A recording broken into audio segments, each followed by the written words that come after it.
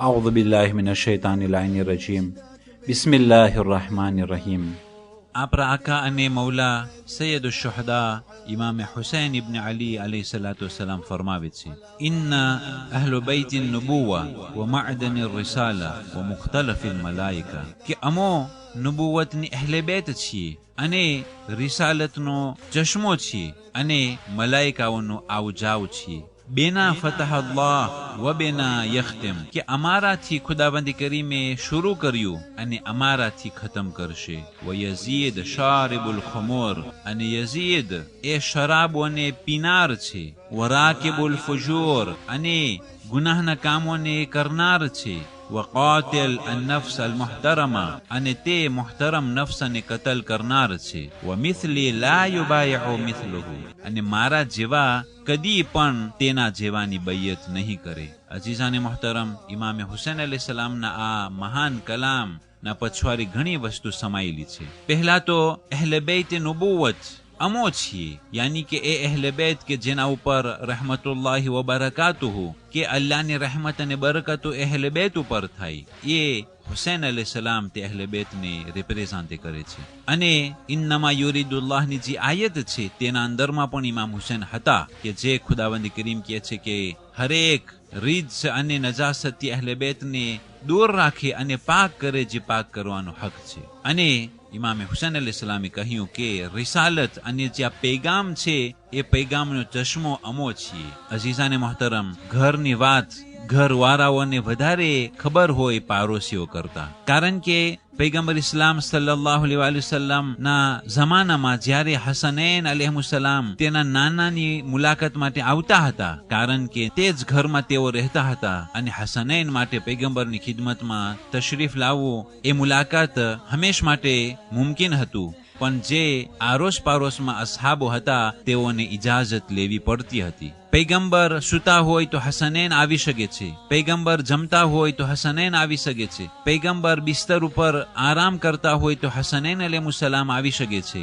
પૈગંબર ઇસ્લામ સલ્લલ્લાહુ અલૈહિ વસલ્લમ સુફરા ઉપર બેઠા હોય તો હસનૈન અલૈહિસ્સલામ આવી શકે છે. અને પૈગંબર ઇબાદત કરતા હોય, નમાઝ પઢતા હોય કોઈ પણ હાલતમાં, ત્યાં સુધી કે સજદાની હાલતમાં અગર જો ઇમામે હુસૈન અલૈહિસ્સલામ ને પૈગંબરના વાંસા ઉપર આવી જવું હોય તો તે ઇમામે હુસૈન માટે મુમકિન હતું. પણ કોણ આરોસ પારોસમાં તે અસહાબો છે કે જેઓ માટે આ પ્રમાણે મુમકિન હોય, તેઓની ઇજાઝત માંગવી પડે, પૈગંબર રજા આપે ત્યારે તેઓ દાખલ થાય, અને થોડોક ટાઈમ બેસી અને તેઓ નીકળી જતા હતા. પણ એ હસનૈન માટે આ બધી વસ્તુ મુમકિન હતું. વ મુખ્તલફિલ મલાઇકા, અને મલાઇકા જ્યારે નાઝિલ થતા હતા તો એ જ ઘરમાં વહી ઉતરતી હતી, અને એ જ ઘરમાં હસનૈન અલૈહિસ્સલાતુ વસ્સલામ મોટા થયા હતા. અને આ ઝુલાવાનો જે વાક્યાઓ છે કે જિબ્રાઈલ ઇમામે હુસૈન અલૈહિસ સલામના ઝુલાને ઝુલાવતા હતા. બેના ફતહ અલ્લાહ, અમારાથી ખુદાવંદી કરીમે શરૂ કર્યું અને અમારાથી ખુદાવંદી કરીમ ખતમ કરશે. યાની કે હઝરતે મહેદી અલૈહિસ્સલામ એ પણ અહલે બેતમાંથી છે, અને સૌથી છેલ્લા અગર જો દુનિયામાં કોઈ ઇન્સાન જીવતું હશે તો તે સૌથી છેલ્લે કયામતના દિવસ પહેલા એ પણ એક અહલે બેત અલૈહિસ્સલાતુ વસ્સલામના નસલમાં એક ઇમામ હશે. અને સામે પારીએ યઝીદ ઇબ્ન મુઆવિયા, કે જે ખુલ્લે આમ ગુનાહ કરનાર છે, કે જે શરાબ પીનાર છે અને ગુનાહો કરનાર છે અને કાતિલ છે, નફસે મુહતરમાને કતલ કરે છે. આટલા મોટા મોટા ગુનાહ કરવા વાળો યઝીદ ખિલાફતમાં આવી અને બૈયત માંગે છે. અને હુસૈન ઇબ્ન અલી કે જે આટલા પાકો પાકીઝા અને પૈગંબરના વારસદાર અને તે ધર્મના હિફાજતના ઘારા, કેવી રીતના ઇમામ હુસેન જેવા અઝીમ શખ્સિયત, યઝીદ જેવા ઝલીલ અને પસ્ત અને વહેશી જાનવર જેવા ઇન્સાનની બૈયત કરી શકે? હરગીઝ ઇમામ હુસેને કહ્યું, મારા જેવા કદી પણ યઝીદ જેવાની બૈયત નહીં કરે. ઇમામ હુસેન અલૈહિસ્સલામ એમ ન કહ્યું કે હુસેન યઝીદની બૈયત ના કરી શકે, પણ કહ્યું મારા જેવા યઝીદ જેવાની બૈયત ના કરી શકે. એટલા માટે અહીં હુસેન અને યઝીદ શખ્સનો કઈ પ્રોબ્લેમ ન હતો, પણ હુસેનિયત અને યઝીદિયતના વચમાં તકલીફ હતી. કારણ કે જ્યારથી હાબીલ અને કાબીલનો વાક્યો બન્યો ત્યારથી હાબીલ હુસેનિયત અને કાબીલ યઝીદિયત, આ બે હક અને બાતિલના વચમાં હંમેશા લડાઈ થઈ છે. ફિરૌન યઝીદિયત અને જનાબે મૂસા હુસેનિયત. જનાબ ઇબ્રાહીમ અલૈહિસ્સલામ ઇમામ હુસેનના દાદા એ હુસેનિયત અને નમરૂદ યઝીદિયત. એ જ પ્રમાણે મોટા મોટા મુજતહિદો એ હુસેનિયત અને તે જમાનાના ઝાલિમો યઝીદિયત. કદી પણ શહીદ મોહમ્મદ બાકિર સદ્ર એ સદ્દામની બૈયત ન કરી અને તે ખરાબ રીતના મોતને ઇખ્તિયાર કર્યું, શહાદતને કબૂલ કર્યું, પણ સદ્દામ જેવા ઝાલિમના જુલ્મના સામે કદી પણ ચૂપ ન રહ્યા. એ જ પ્રમાણે હંમેશ માટે હક અને બાતિલની લડાઈ રહેવાની છે. અને બાતિલના અંદરમાં ભલે તેઓ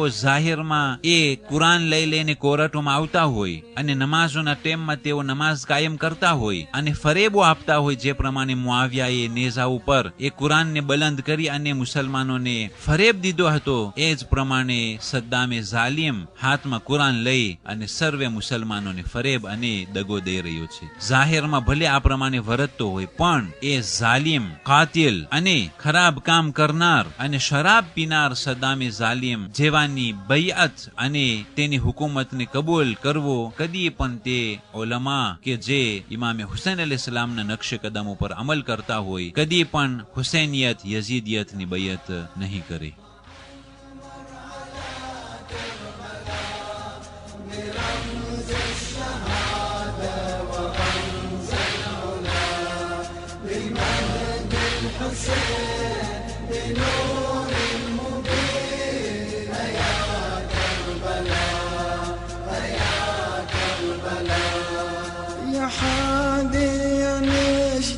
بدمع ذروب تعرج بنا على وادي الطفوف، على وادي الطفوف. أزور أخوتي يرد عين واشوف، أزور أخوتي يرد عين واشوف، أعاين واشوف. أشوف أشجارا من كروب وبلا، عفيت رمية بوسط الفلم. أشوف أشجارا من كروب وبلا، عفيت رمية بوسط الفلم. بدم المصاب بحر التراب، يا كربلاء يا كربلاء. يا حامل معمر على كربلاء برمز الشهادة ورمز العلا. يا حامل معمر على كربلاء برمز الشهادة ورمز العلا. بمهد الحسين بنور المبين يا كربلاء. 26મી માહ મુહર્રમ. આજની તારીખોમાં હસન મુસલ્લસ કે જે ઇમામ હસન અલૈહિસ્સલામના પોતરા હતા એ શહીદ થયા અને મંસૂરના કેદખાનામાં તે હતા અને કેદખાનાના અંદરમાં શહીદ થયા. અને એવું કેદખાનું હતું કે રાત અને દિવસ ખબર નહોતી પડતી. અને આ અલી ઇબ્ન અલ હસન અલ મુસલ્લસ એવા નેક અને પરહેઝગાર હતા કે કેદખાનાના અંદરમાં નમાઝની જ હાલતમાં તે રહેતા હતા. 45 વર્ષની વયમાં સજદાની હાલતમાં તે શહીદ થયા હતા.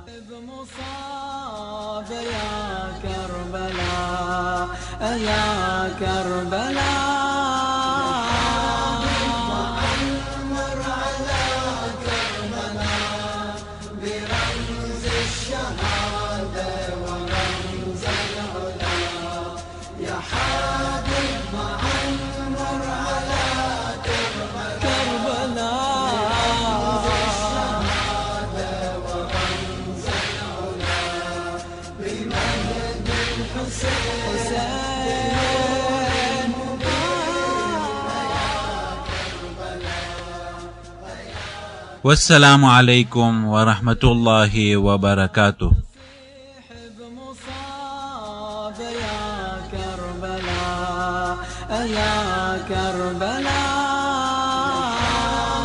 وعمر على كربلاء برمز الشهادة ورمز العلا يا حبيب وعمر على كربلاء